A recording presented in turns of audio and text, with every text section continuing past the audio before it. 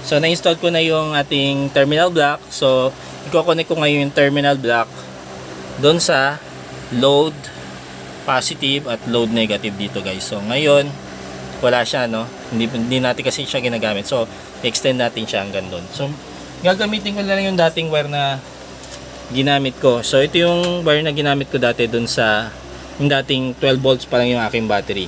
So ito yung wire na naka-hook up doon sa solar charge controller ko going to circuit breaker. So inanggal ko siya kasi nga naglagay na tayo nitong manual transfer switch. So hindi ko na siya na gamit. So ito na lang. Ang gagawin ko na lang, tatabasin ko to. Kasi itong terminal na to ay pang circuit breaker. So papalitan natin siya ng yung round lug, no, yung bilog na lug para may kabit natin dito sa ating terminal block. Okay guys, ngayon natanggal na natin yung dating nakalagay dito na lug na pang circuit breaker. Ngayon papalitan siya natin ng terminal lug na round. Ito nga. So ang mga kailangan natin para mailagay natin to is syempre unang-una yung lug. Kailangan may lug ka, yung wire mo. Then kailangan mo ng sinkable sleeve. So optional lang yung sinkable sleeve guys, no? Hindi masyado siyang importante, pero kung meron kayo, utilize nyo. So ang ginawa ko, kinabit ko na kagad yung sleeve kasi pagka nailagay na to guys, hindi na natin may papasok yung sleeve sa loob. And kailangan mo ng crimping tool, cutter, no, pang-cut ng wire, and yung heat gun.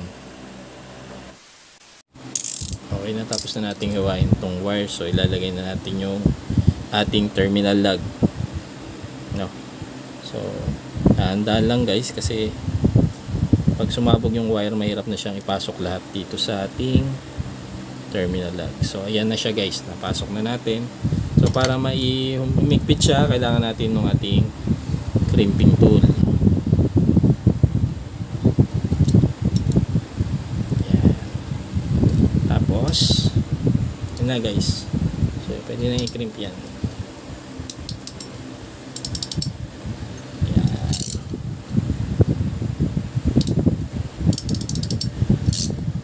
So ayan na siya guys, na-crimp na siya. Okay, so mamaya na natin i-heat gun, pero i-heat gun natin yan. So dito naman tayo sa kabila. Ganun lang, napakadali naman mag-crimp, no. O ito, dahan-dahan lang din ulit kasi para hindi sumabog yung mga strands ng wire.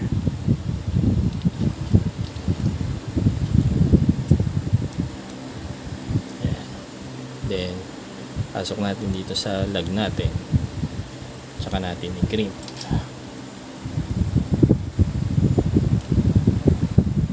Yeah. Yeah. Crimp natin.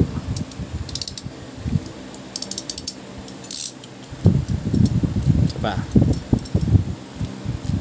Yeah. Yeah.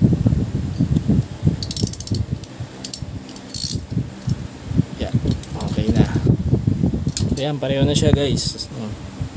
Ang gagawin na lang natin is itong shrinkable sleeve natin, shrinkable tube sleeve, papainin na lang natin sa heat gun. Papainitan natin sa heat gun to.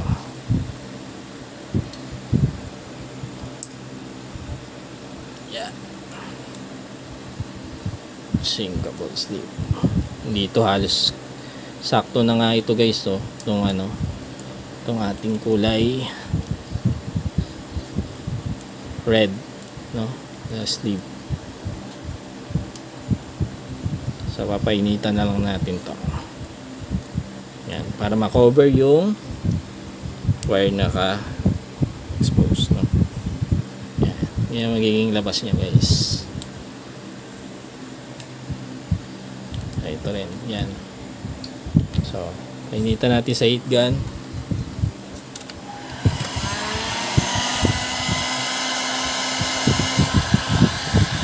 Saan kailangan ito ulit?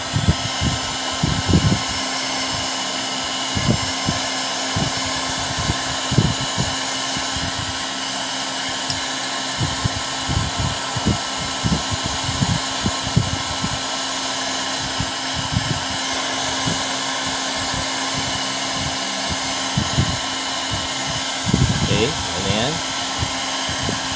Isa pa.